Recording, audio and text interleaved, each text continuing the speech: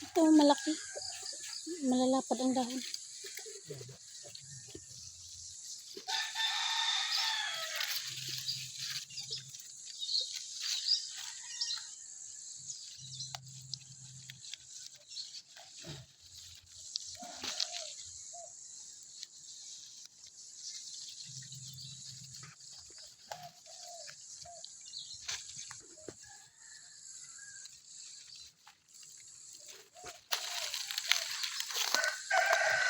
Nagagrakpad.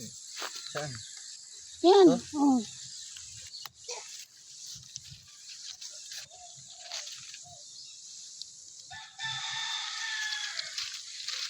Ano magluwang?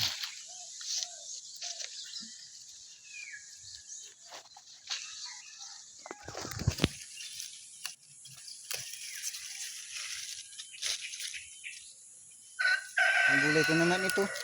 Oo naman. Andaling ko to sa live house. Saan? Project. Sa taniman kuli yan. Ay, sayang to. Kuhaan mo pa yung isang ano doon, no? Isang? Yung net. Saan? Nasa kambingan.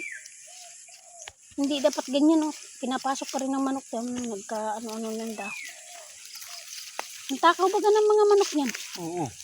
Lalo na yung brown egg. May tinanim ko dyan, wala na. Kalbo na talaga. Kunti lang naani ko dyan. Yung sitaw mo matanda na rin, ah.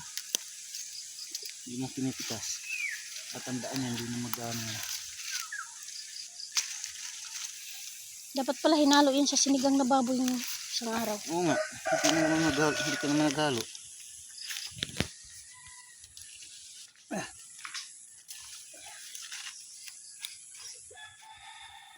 Hindi ka uli nag-spray ay, kaya nagkabutas-butas ay. 2 beses ko na-sprayan. Tama na, pinili mo naman yung malalapad ay. Ano ba yan? Dami na niya. Tara. Ba talaga pag masipag ano, nakakagulay.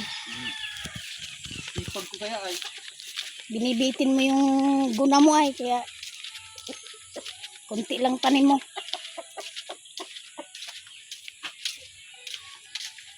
Nilisin mo muna bago mo ilagay sa itubag.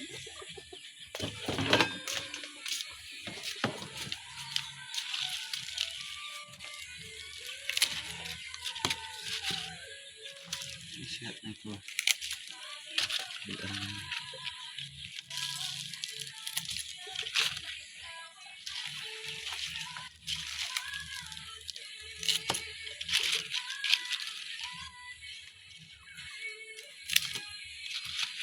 Yan, may gulay na tayo. Nakakadala ko sa project ng gulay. Wala na kami pang ulam-ulam.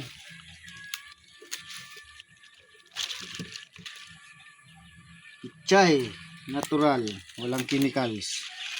At hindi ini-spray.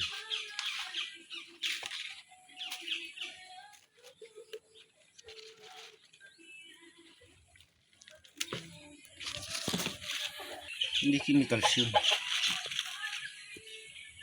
Organic na nga ito. Taba.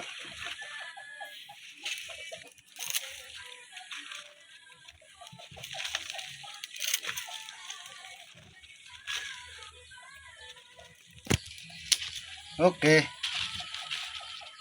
Yan. Ganda lang ito hugasan. Hindi madurog. Ito, pakain sa manok ito.